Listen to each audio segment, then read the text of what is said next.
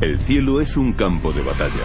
Hombre y máquina se enzarzan en un combate mortal. Un piloto juega el papel de depredador y en un instante se convierte en presa. Sus instintos determinarán si vive o si muere. Desde los primeros biplanos hasta los reactores más avanzados, desde las ametralladoras hasta los misiles que utilizan la más moderna tecnología digital, volaremos en la cabina con los mayores ases de la historia. Viva la batalla, analice las tácticas, rememore aquellos combates en el aire.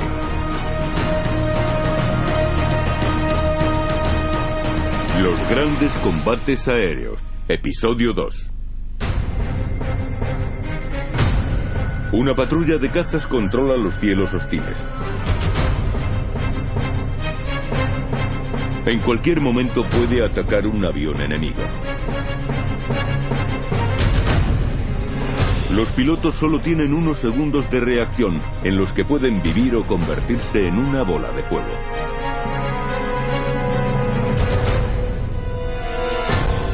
Es como una lucha entre gladiadores. Son combates a muerte. Acaban cuando matas o te matan. Son sanguinarios, violentos, y acaban en una gran explosión. Los aviones arden y todo termina. Vivir o morir depende del resultado final. Si ganas, vives. En cierto modo era un juego, el juego más peligroso del mundo. Desde el momento en que tomas los mandos tú solo y abandonas el suelo firme, cambias para el resto de tu vida. Reactores supersónicos. Misiles guiados por láser. Mandos accionados por ordenador con los que piloto y avión se fusionan en una única entidad mortal. Estas son las herramientas del combate aéreo moderno. 2 de octubre de 1952. Sobre los cielos de Corea del Norte, Frederick Botz-Belze acaba de destruir un MiG enemigo, pero le queda muy poco combustible. Tenía 3 alternativas en aquel momento. Quería regresar a casa. Si eso no era posible, si los vientos soplaban de cara, no tendría combustible suficiente y puede que solo llegara a Penton-yo. En la isla de Penjon-do había una estación de radar de los aliados y una playa de 1500 metros de longitud y arena dura. Era una pista de aterrizaje de emergencia. El único problema es que había un precipicio de unos 15 metros a cada lado de la pista de aterrizaje. Pero si había que elegir entre eso o unas aguas infestadas de tiburones, puede que un aterrizaje forzoso en aquella pista de 1500 metros no pareciera tan malo. Blessé todavía confiaba en llegar a su base de Kempo. Cortó el motor para salvar lo que le quedaba de combustible y voló a 330 km por hora, la velocidad óptima de planeo del Sabre. En pocos minutos se dio cuenta de que debido al viento de cara y a la pérdida de altura, no podría llegar a Kempo ni siquiera a la isla de Penjon-do. La mejor opción era saltar a aquel mar infestado de tiburones. Blessé volvió a arrancar el motor y, exprimiendo las últimas gotas de combustible, ascendió a 4000 metros y se dirigió a la costa. Pero su motor se paró por falta de fuel cuando todavía sobrevolaba territorio norcoreano. Cuando volaba sobre la costa recibí el ataque constante del fuego antiaéreo. Los proyectiles de 57 milímetros de la maquinaria antiaérea enemiga le acercaban. Sin combustible, Blessé no pudo evitar a la artillería enemiga. La flak disparaba muy cerca. La presión del aire zarandeaba sus alas. Pero él porfió para llegar al mar y cruzar la costa volando a tan solo 1000 metros de altura. Por la radio, sus compañeros de escuadrilla trataban de darle ánimos. Todavía me emociono cuando pienso en aquello. Fue un momento muy emotivo para mí. Recuerdo que cuando oí las palabras de mis compañeros me quedé pensando durante 8 o 10 segundos y me dije, Señor, qué compañeros tan maravillosos tengo. Saltar de un reactor en pleno vuelo es extremadamente azaroso. Las fuerzas G pueden causar heridas en la columna vertebral. Las extremidades que no estén firmemente sujetas pueden ser arrancadas por el parabrisas o las paredes de la cabina. Una vez fuera de ella, la apertura del paracaídas puede sacudir de nuevo al piloto agravando las heridas. Blessé saltó. Él y su asiento con el paracaídas adosado salieron despedidos del avión. Tuvo suerte, pues su paracaídas se desplegó correctamente y cayó al mar. A los 10 minutos, Dumbo, el hidroavión de rescate, amerizó y salvó a Blessé en medio de una lluvia de proyectiles enemigos. Al día siguiente, Boots daba una conferencia de prensa en Japón. Después, con sus 10 derribos confirmados, regresó a Estados Unidos como un héroe. Hacia el final de la guerra, la Fuerza Aérea Norteamericana había perdido 76 sabres, pero había derribado 793 aviones, una proporción de 10-1. Esta superioridad aérea impidió que las fuerzas terrestres fueran empujadas hasta el mar por un enemigo muy superior en número. Dominábamos la situación porque teníamos pilotos con mucha experiencia y buenos aviones. Además, nuestros servicios de inteligencia nos habían informado de lo que los MiG podían hacer en comparación con nuestros aparatos. Eso, unido a las horas de entrenamiento para combate aéreo, hacía que en nuestro interior nos sintiésemos capaces de emplear todo lo aprendido.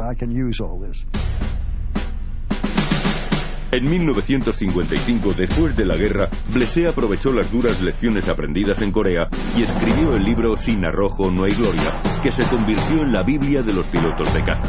Si Dick Tabelke describía el combate aéreo a grandes pinceladas, Sin arrojo no hay gloria enseñaba a los pilotos las tácticas aéreas con todo detalle, dándoles las claves para la supervivencia y la victoria. No Guts, No Glory define el concepto del soporte mutuo y todavía se sigue publicando en la actualidad. Describe maniobras defensivas básicas que siguen siendo aplicables hoy en día. Aunque el Sabre, capaz de alcanzar los 1100 km por hora, era 320 km más rápido que el P-51 Mustang de la Segunda Guerra Mundial, ambos tenían una cosa en común. Los dos combatían con ametralladoras, por lo que tenían que acercarse mucho al enemigo. Pero la Marina norteamericana, preocupada porque los bombarderos soviéticos pudieran amenazar a sus portaaviones, necesitaba un arma que destruyera a distancia al enemigo. A mediados de la década de los 50, el misil Sidewinder provisto de motor cohete cambió los combates aéreos para siempre.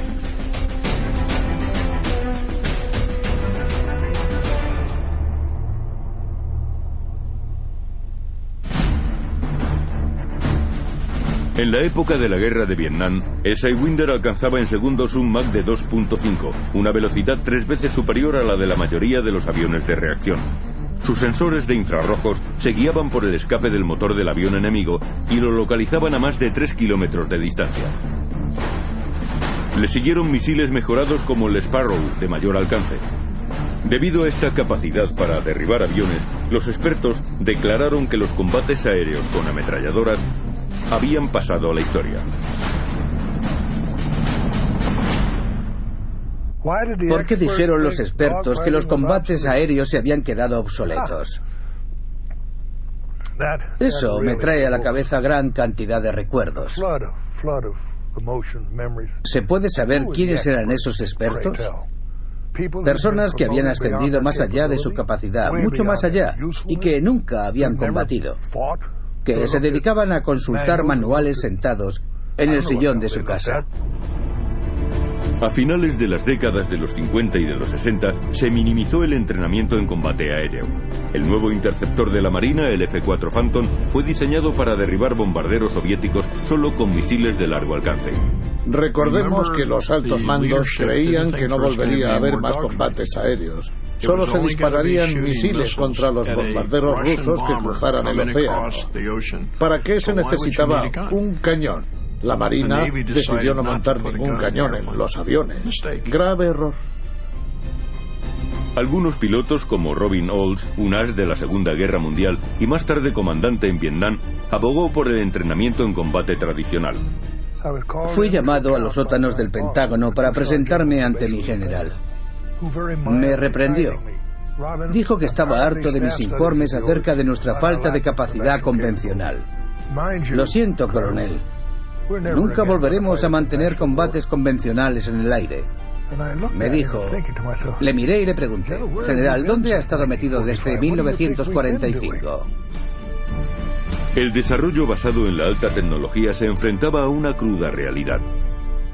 Al comienzo de la guerra de Vietnam, Estados Unidos no lograba conseguir la supremacía aérea de pasadas guerras.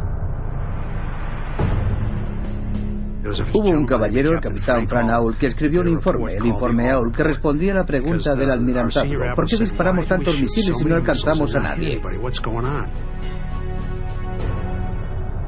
En 1969, el informe Ault hizo 242 recomendaciones. De ellas hubo una que sobresalió entre todas.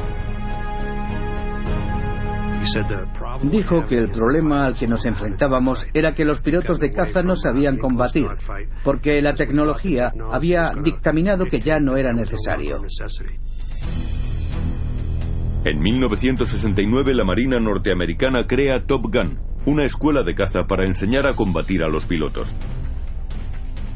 En ella, los cazadores realizan un entrenamiento intensivo en combate aéreo, maniobrando y aprendiendo a manejar los sistemas de armas.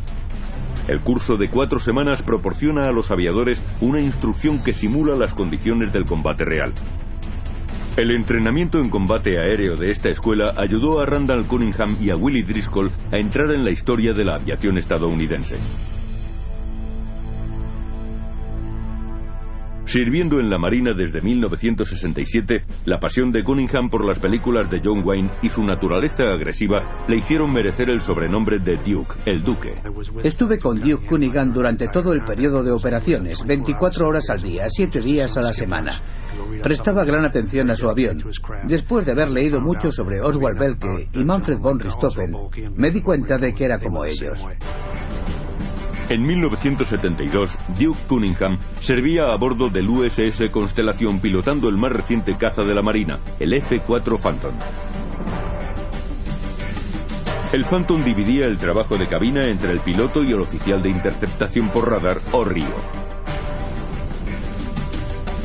El RIO de Cunningham era el teniente Driscoll, Iris. La idea era descargar de trabajo al piloto para que no tuviera que ocuparse de pilotar el avión y a la vez manejar las contramedidas electrónicas, arrojar chaff y bengalas, manejar las radios y el radar. Trabajamos juntos, teníamos 2 pares de ojos y 2 cerebros que eran mejor que uno solo. Cunningham y Driscoll se habían entrenado intensivamente y formaban un excelente equipo de vuelo.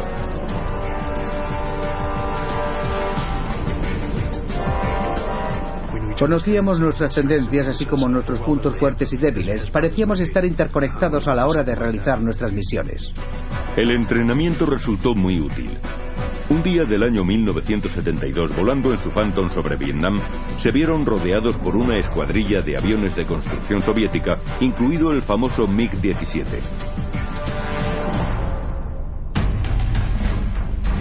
Un desarrollo del MiG-15. Un caza pequeño pero formidable oponente a baja velocidad que podía superar fácilmente en la maniobra a los Phantom. Una virtud del MiG-17 era su pequeño tamaño, resultaba difícil de divisar. El tamaño no era la única desventaja del Phantom. El F-4 era grande, voluminoso. Dejaba 2 grandes estelas de humo aún sin usar la poscombustión. Por tanto, era fácil de descubrir a grandes distancias. El que primero ve al enemigo tiene una gran ventaja. De hecho, la sorpresa es uno de los elementos decisivos en el combate. Con una velocidad máxima de unos 2.400 km por hora, el F-4 Phantom norteamericano era el doble de rápido que el MiG-17. Armado con 2 misiles Sparrow de alcance medio y 4 Sidewinder de corto alcance, el F-4 podía acertar a objetivos situados a 40 kilómetros. El MiG era más ligero que el Phantom, pero el F-4 era más rápido y tenía una mayor velocidad de subida. La principal ventaja del MiG-17 era su armamento. Además de misiles, llevaba 3 cañones de grueso calibre y corto alcance, cosa que el Phantom no tenía. 10 de mayo de 1972. Randy Cunningham pilota su Phantom Showtime 100 por los cielos de Vietnam del Norte. Entremos ahora a la cabina y revivamos uno de los combates más fieros de la era del reactor.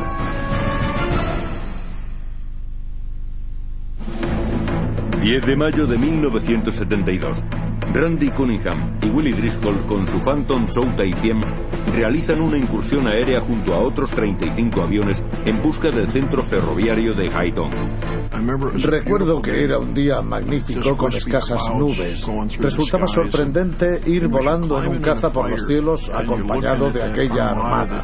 Era sobrecogedor ver tanto armamento, pero a la vez sabías que acabarías perdiendo a algunos amigos.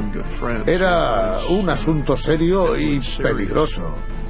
No queríamos cometer ningún error. El Phantom de Cunningham iba armado también con bombas para atacar a tierra. Los norvietnamitas estaban decididos a destruir a aquella fuerza de ataque y lanzaron MiGs desde 5 bases aéreas. Además, protegían los centros ferroviarios con artillería antiaérea y misiles superficie-aire como el SAM SA-2. Después de arrojar las bombas sobre los talleres enemigos, Cunningham y Driscoll se quedaron sobrevolando la zona para cubrir el ataque de los A-7, los bombarderos de la Marina.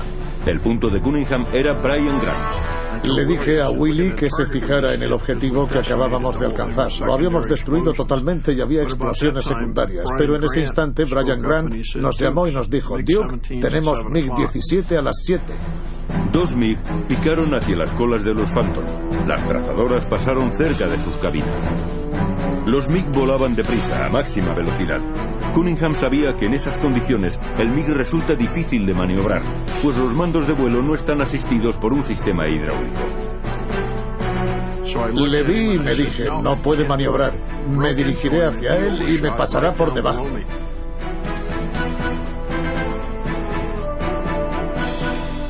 Pero el segundo MiG, que iba a 500 metros por detrás, levantó el morro y se colocó bajo la panza de Cunningham.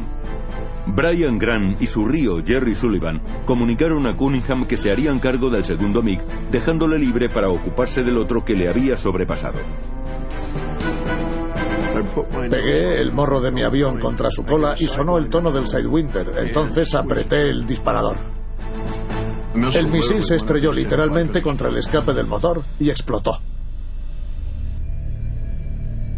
Fue el tercer derribo de Cunningham y Driscoll durante la guerra. El MiG que estaba bajo la panza de Cunningham seguía allí todavía. Este aceleró a 800 kilómetros por hora y escapó del avión enemigo. Fuera ya de peligro, Cunningham y Driscoll decidieron ir a por más MiG. Realizaron una Immelmann, una maniobra llamada así en honor al famoso as alemán de la Primera Guerra Mundial, Max Immelmann, que consiste en una subida brusca, caer hacia un lado e invertir la dirección del vuelo. Con ella regresaron al lugar de combate. Por debajo divisaron a 2 Phantom atrapados entre 8 MiGs. Su situación era muy peligrosa. Los MiGs formaban una pescadilla que se mordía la cola. Había MiG-17 por todas partes, eran 8 en total. Si te ponías a la cola de uno de ellos, otro se ponía a la tuya. Para atacarles no había que meterse en el carrusel, sino picar tangencialmente a ellos y dispararles. Luego se pasaba al otro lado manteniendo la velocidad, pero en aquella noche había 2 Phantom. Cuando Cunningham se dirigía hacia ellos, uno de los Phantom escapó de la rueda tan cerca de él que casi chocan. Se trataba del comandante Dwayne Tim, el oficial ejecutivo de Cunningham, y su río Jim Fox. Tim está aquí. Puede ver a los 2 MiG que tiene a las 5, pero no ve el MiG que tiene a su lado acercándose para atacarle. Cunningham se puso a su cola y le llamó para decirle que virara a la izquierda para escapar. Como el Phantom de Tim y el MiG atacante estaban muy juntos, el Sidewinder no pudo apuntar al avión enemigo. Si Cunningham disparaba, el misil podría dirigirse contra el avión de Tim. Cunningham avisó a Tim que rompiera a la derecha. Lo gritó tan alto que todos los Phantom rompieron a la derecha. Tim, que iba fijándose en los MiG que estaban a las 5, metió gases a fondo abriéndose en un viraje ceñido a la derecha. El MiG viró también, pero a esta velocidad no podía igualar la maniobra. Algunos pilotos americanos, haciendo referencia a un programa muy popular de televisión, Gomer Pyle, llamaban Gomer a los pilotos enemigos. Sabíamos que los aviones enemigos nos ayudarían, porque al no tener mandos asistidos por hidráulicos se necesitaba un Gomer muy fuerte para accionar la palanca de mando y bajar el morro cuando volaban a esa velocidad y Gs. Finalmente, Cunningham pudo disparar limpiamente contra el MiG.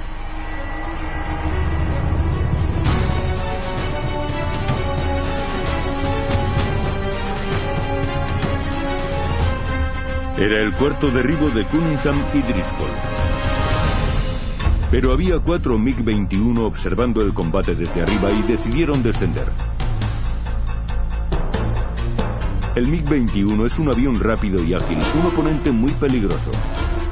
Sería de tontos pelear contra un MiG-21, donde este vuela mejor que esa gran altura. Allí tienen más aceleración que nosotros y sube más deprisa, además de girar mejor. Si no tienes la ventaja, es mejor escapar a casa y volver al día siguiente. Hay que ser prudente. Cunningham decidió que había llegado el momento de retirarse. Dio un fuerte viraje y escapó en dirección opuesta a los MiG. A continuación voló hacia su portaaviones. Acercándose a la costa a 3.000 metros, divisó un MiG-17 que se dirigía hacia ellos. Le dije a Willy que teníamos un MiG-17 a las 12, que tratara de apuntarle, pero no lo consiguió. Entonces me dije, le voy a dar un susto que lo voy a dejar seco. Y le di una pasada por debajo con intención de meterle el miedo en el cuerpo. Pero Cunningham cometió un error que casi resultó fatal. Empezó a disparar contra nosotros. Nuestra pasada fue un error. Olvidamos que estaba armado con cañones.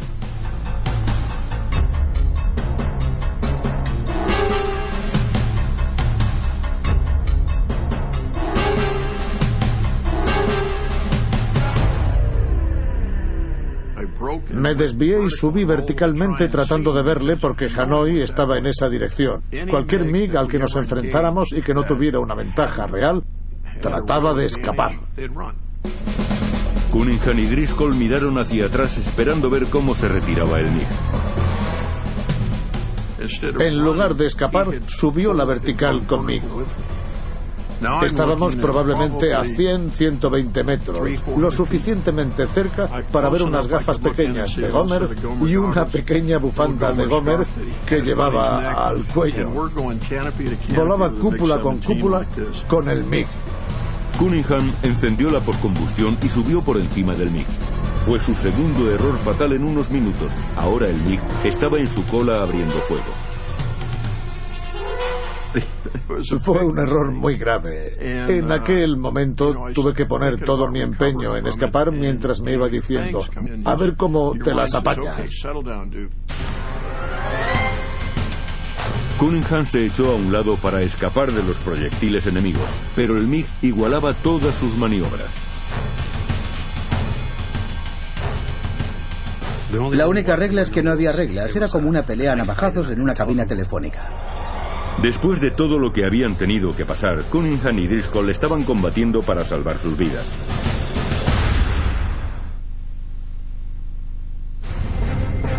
...10 de mayo de 1972... Randy Duke Cunningham y Will Irish Driscoll han derribado a 2 MiG en una incursión aérea sobre Corea del Norte. Y ahora se encuentran bajo el visor del enemigo. Utilizan todos sus conocimientos y destreza, pero el MiG-17 que tienen en su cola iguala 1 a 1 todos sus movimientos. Cunningham y Driscoll están decididos a derribar el MiG, pero el piloto rojo tiene algo más que suerte. La mayoría de los pilotos norvietnamitas no suelen combatir en el plano vertical, lo hacen en el horizontal o escapan. Este piloto es diferente, es un maestro, tiene gran experiencia e instinto. Le miré a los ojos. Era como mirar a una cobra que está lista para lanzarse contra ti. Me corrió un escalofrío por la espalda. Experimenté una mezcla de todas las emociones posibles: miedo, odio, enojo, amor, todos esos sentimientos aumentados al 1000%. Si sientes pánico, entonces estás perdido. Y ahí es donde interviene en tu socorro el entrenamiento recibido. Cunningham y Driscoll le tendieron una trampa. Bajaron el morro para ganar velocidad. El MiG picó el anzuelo e hizo lo mismo. Cunningham dio un tirón, inició medio looping e hizo un tono descendente por encima del MiG para ponerse a su cola. Era una maniobra llamada Rolling Scissors. Pero a continuación el MiG hizo la misma maniobra y se lanzó contra Cunningham. Pasé delante de él. Entonces aceleré de nuevo y me dije, vale, este tío sabe lo que son unas Rolling Scissors. Cada piloto trataba de ponerse en la cola de su enemigo. Trepando y dando vueltas, ambos cazadores intentaban situarse detrás del otro para abrir fuego. Nos dimos cuenta de que este piloto volaba y manejaba sus armas muy bien. Era muy diferente de los otros pilotos enemigos que nos habíamos encontrado. Sabía lo que estaba haciendo y cómo tenía que hacerlo. Los dos pilotos maniobraban contra la gravedad, perdiendo velocidad. Fue un duelo dando vueltas en 3 dimensiones. La última vez subimos a la vertical, con lo que podíamos entrar en pérdida o quedar sin velocidad en cualquier momento, en cuyo caso, si él tenía algo más de velocidad, nos derribaría. A baja velocidad, el pequeño MiG maniobraba mejor que el caza americano. Ahora era el MiG el que tenía la ventaja. No quería volar a su manera. No quería dar vueltas con él, porque ahí tenía la ventaja. Quería forzarle a combatir en el plano vertical para obligarle a hacer lo que yo quisiera. Cuando se le tiende una trampa a alguien, sabes que si es un buen piloto, te puede estar tendiendo otra a ti. Cunningham sabía que había llegado el momento de dar la vuelta a la situación. Encendió la poscombustión inyectando combustible en la tobera de salida para conseguir más velocidad, y a 1100 km por hora se separó unos 3 kilómetros del MiG, terminando con la Rolling Scissors. Cunningham y Driscoll dieron una segunda pasada al MiG, pero esta vez escorados hacia un lado para que no pudiera disparar sus cañones de frente. Seguidamente Cunningham empezó a ascender, el MiG le siguió e inició otras Rolling Scissors. Trataba de hacerme pasar por delante, era un piloto con mucha experiencia. Mientras seguían haciendo Rolling Scissors, Cunningham perdió velocidad y empezó de nuevo a conceder ventaja al MiG.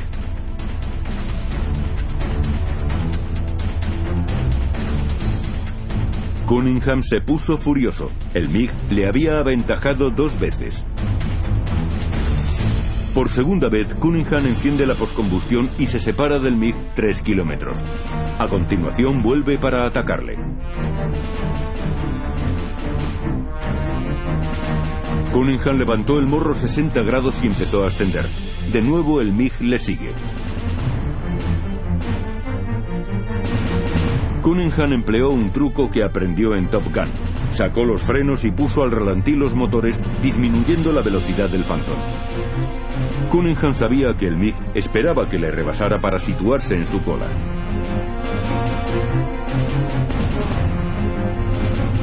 Decelerar como hizo Cunningham era peligroso. Podía entrar fácilmente en pérdida y dejar el avión fuera de control, dándole al MiG una ventaja enorme. Una de las cosas que siempre enseñamos en Top Gun es que nuestros pilotos vuelen de forma deliberada, muy próximos a la pérdida de control, y eso es lo que Duke hizo entonces con su avión. Y dio resultado. El MiG le adelantó y se puso a tiro. Es como pisar a fondo el freno en una autopista. El coche de atrás te adelanta. Eso es lo que trataba de hacer con él. Finalmente, Cunningham y Driscoll consiguieron aventajarle. Si hubieran dispuesto de cañones, habrían destruido al MiG, pero solo tenían misiles y estaban demasiado cerca para utilizarlos. Pero entonces cometí otro error. Imaginé que mantendríamos la separación, pero él perdió velocidad y acabamos a 200-250 metros de distancia. No podía dispararle porque el misil no se armaría si no podía acertarle. El piloto del MiG sabía que estaba en una situación muy difícil y empezó a ascender para escapar de Cunningham. Pero en la cima de la subida entró un instante en pérdida y cayó en picado. Se recuperó, pero en su cola estaba el Phantom.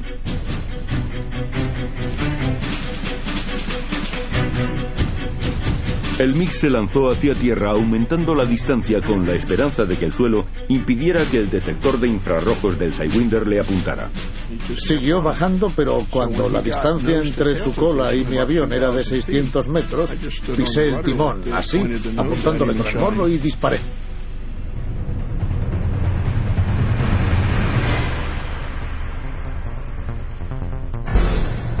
Fue el quinto derribo de Cunningham y Driscoll.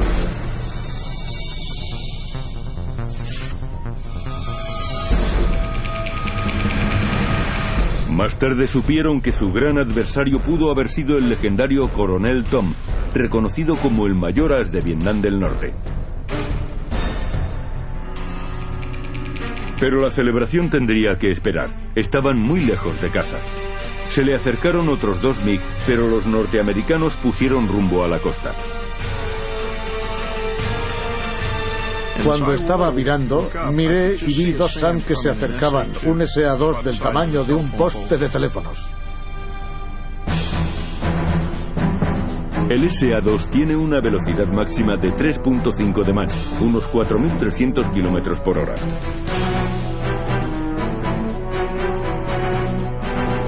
Este misil podía destruir aviones hasta una altura de 18.000 metros. La primera vez que ves que te han lanzado un misil superficie-aire, la primera vez que te enfrentas a un fuego denso de artillería antiaérea, pasas por momentos de mucha tensión. Y a pesar de todo el entrenamiento, nunca sabes cómo vas a reaccionar hasta que los disparos son reales. En cuanto vi a aquel SAM, traté de abrirme, pero tuve suerte y no fue así. De haberlo hecho, esa cosa habría estallado aquí. Willie y yo habríamos salido volando por detrás de la cabina. El SAM explotó muy cerca. Sonó como si alguien soltara un millar de abejas dentro de un coche. El avión se estremeció. Unos 15 segundos más tarde, Duke me dijo: Willie, empezamos a perder PC-2. Era uno de los principales sistemas hidráulicos. Cuando me lo dijo, miré atrás a la izquierda y vi que el lomo del avión estaba en llamas. El Phantom derrapó violentamente hacia la izquierda.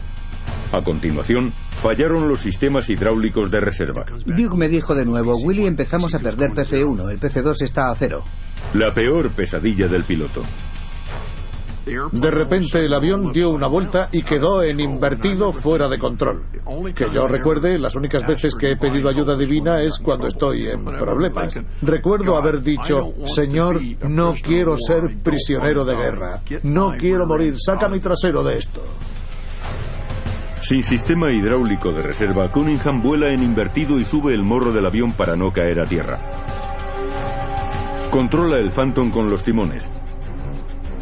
Dan unas 20 vueltas descendiendo desde 8 a 5.000 metros y acercándose rápidamente al mar. Si se lanzaban en paracaídas sobre tierra, se convertirían en prisioneros de guerra. Pero cada segundo que permanecían en el aire les llevaría más cerca de la costa y del rescate. Siguen en el avión cuando salta la alarma de fuego. Había que tener entereza y un firme control sobre uno mismo para hacerlo más apropiado. El Phantom da una vuelta violenta hacia tierra. Se encuentra sobre territorio enemigo, ardiendo y bajando muy deprisa.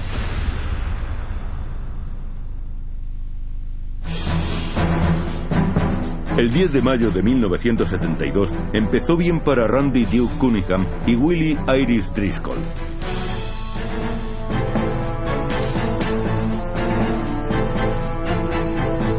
Derribaron 3 MiG, pero puede que el último resultara fatal.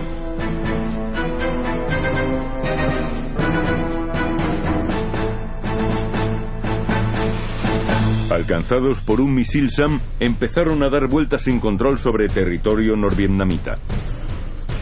Teníamos un fuego a 10 metros a la espalda. Willie me dijo: Duke, está ardiendo por ahí atrás.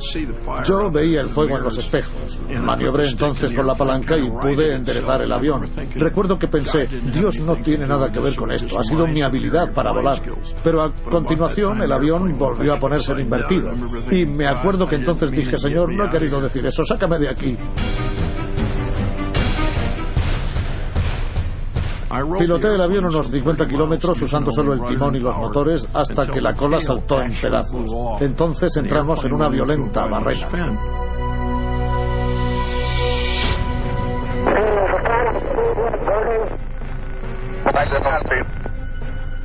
Las radios no funcionaban, pero las cintas muestran que había gente llamándonos. Nos decían que saltáramos del avión, que el avión había entrado en barrena sobre la playa, que teníamos que saltar. No oí nada de eso, lo que en realidad fue una suerte.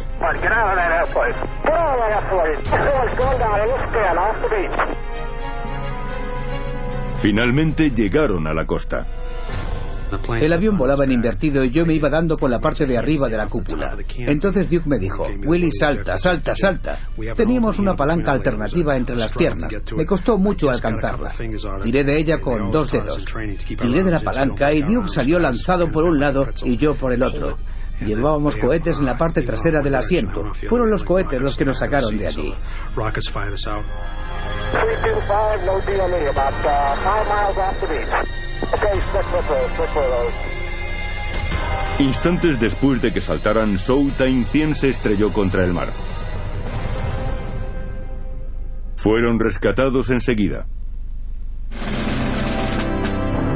Con 5 derribos, Cunningham y Driscoll se convirtieron en los primeros ases de la guerra de Vietnam. Su escuadrón, los Fighting Falcons, conseguirían derribar más aviones enemigos que cualquier otra unidad de la Marina en Vietnam. Gracias a hombres como Cunningham y Driscoll, los norteamericanos mantuvieron una superioridad aérea total en la guerra de Vietnam, obligando a la Fuerza Aérea norvietnamita a permanecer a la defensiva. Después de la guerra, Cunningham sirvió como instructor en Top Gun, la escuela de caza de la Marina. Se retiró en 1987 y fue elegido como congresista por San Diego en 8 ocasiones. Driscoll se retiró en 1988 y se le pidió que se uniera a la Reserva de la Marina en 1990. Es un invitado habitual de Top Gun como conferenciante. Esa es la razón por la que existen Top Gun y la Escuela de Armamento de la Fuerza Aérea, para ayudar a nuestros pilotos a salir vivos de los combates. El Phantom comenzó a ser sustituido por el F-14 Tomcat.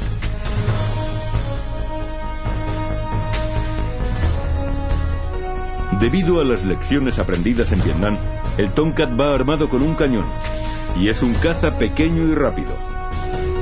Al igual que los posteriores F-15, F-16 y F-18 de la Marina. El F-18, por ejemplo, puede resistir 7 Gs y media en un giro. El Phantom podía resistir en una situación similar de 2 a 2,5 Gs. La diferencia es enorme. Pero detrás de la tecnología, los fundamentos básicos permanecen inalterables. Si podemos disparar misiles, fenomenal. Y si no podemos, usaremos las mismas tácticas de Rickenbacker y trataremos de situarnos a la cola del enemigo para dispararle con el cañón.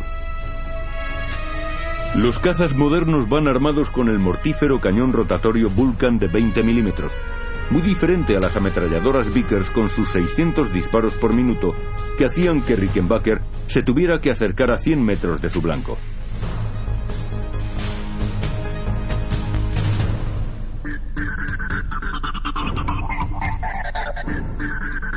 En el futuro, aviones como el F-22 Raptor combatirán con mayor maniobrabilidad y velocidad sostenida y con tecnología stealth que les hará casi invisibles a los sensores enemigos.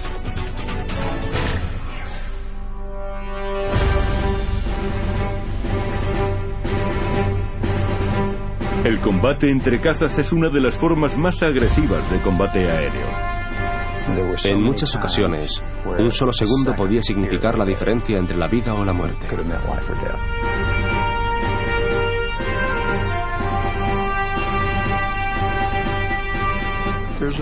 Hay un dicho que creo que define muy bien al piloto de caza. Cuando ve al enemigo, lo ataca y lo destruye. Todo lo demás es una tontería. Así se expresó el barón von Richthofen en 1916. Si te descuidas un momento, o si no recuerdas y utilizas todas las tácticas que te han enseñado, todos los procedimientos y todas las técnicas, morirás muy pronto. El progreso desde la Primera Guerra Mundial hasta el presente ha sido sorprendente.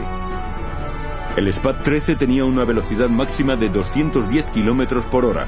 El F-18 alcanza los 2400. Repostando en el aire, los modernos cazas tienen un radio de acción casi ilimitado. Así pues, disponen de largo radio de acción, modernos sensores y misiles que alcanzan hasta el horizonte. Pero confiar solamente en la alta tecnología puede ser un error fatal. Los radares se apagan, los pilotos cometen errores, los misiles no funcionan. Pueden ocurrir muchas cosas que te impidan lograr un derribo que se creía seguro a 40 kilómetros de distancia y que no ha sido posible conseguir.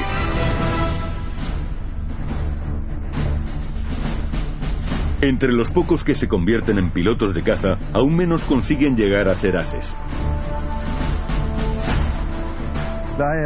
Yo conseguí 5 derribos y pasé oficialmente a ser un as.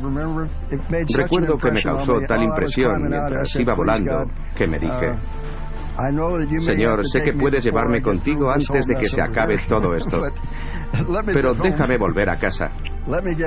Deja que vuelva a casa y le diga a alguien que he derribado a mi 5.º enemigo y me he convertido en un as. Manfred von Richthofen derribó a 80 enemigos. Thomas B. Maguire, de la Fuerza Aérea de los Estados Unidos, a 38.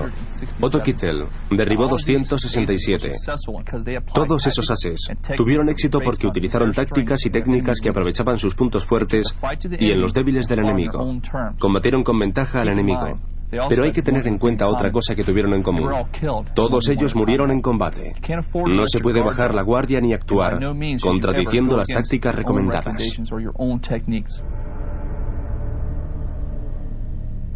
Si se sobrepasan los límites, se pierde el combate y posiblemente la vida, y puede que la de alguien más. ¿Cuál es la diferencia entre un gran piloto de caza y un buen piloto de caza?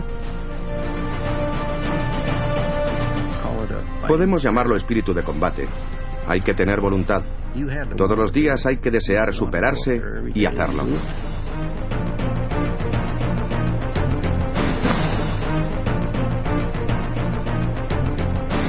El final de los combates entre cazas ha sido pronosticado muchas veces, pero aún no ha llegado.